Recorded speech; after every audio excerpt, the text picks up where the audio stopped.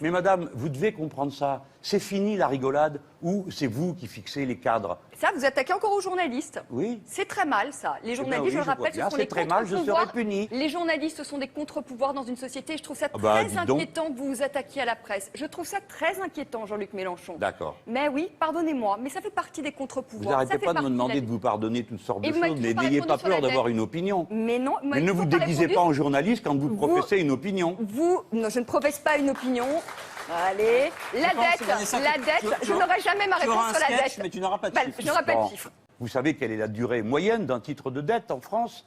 C'est 7 ans et 31 jours. Ce qui signifie que si on rapporte le total de la dette, qui est aujourd'hui de 2000 milliards, à sa durée de remboursement, nous ne sommes pas à 100% du PIB d'une année, nous sommes à 12% du total de la période considérée, c'est-à-dire rien. Autrement dit, la dette n'est inquiétante que suivant la façon avec laquelle vous calculez.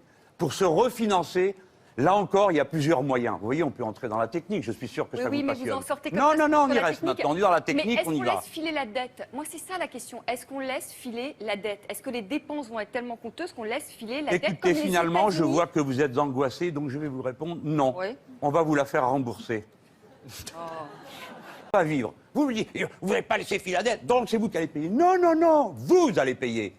Parce qu'il y a une accumulation de la richesse qui s'est faite dans ce pays. Il n'y a jamais eu autant de millionnaires et de milliardaires et des millionnaires. D'ailleurs, il y en a 14 au gouvernement de millionnaires. Ah non, plus que 13 parce que Macron est parti. Bon, il y a donc 13 millionnaires au gouvernement. De l'argent, ce pays en est rempli.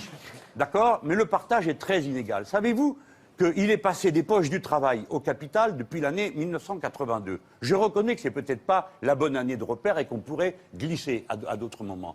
Mais si je prends depuis 82, 10 points, c'est-à-dire quelque chose comme presque 195 milliards par an qui sont passés des poches du travail à celles du capital. Si vous mettez 100 €, vous en récupérez instantanément 18 parce que c'est le taux moyen de la TVA dans ce pays. Donc arrêtez de faire peur aux gens. Je vais vous prendre, je vais vous dire, madame, vous avez peut-être acheté une voiture ou vous avez peut-être acheté votre maison, qui sait, vous avez une dette, n'est-ce pas? Moi, j'espère pour vous que vous en avez une parce qu'il vaut mieux avoir des dettes. Eh bien, si je rapportais votre dette totale à votre année de revenus, mais on appelle le SAMU, parce que vous tombez raide morte, eh bien c'est ce qu'on fait avec la France, qui est un pays qui produit des milliards tous les ans, et on lui rapporte le total de sa dette à une année de production. C'est absurde.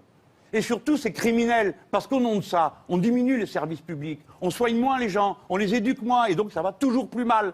Et vous avez les docteurs Folamour qui reviennent et qui disent « Allez, encore un peu !» On accepte la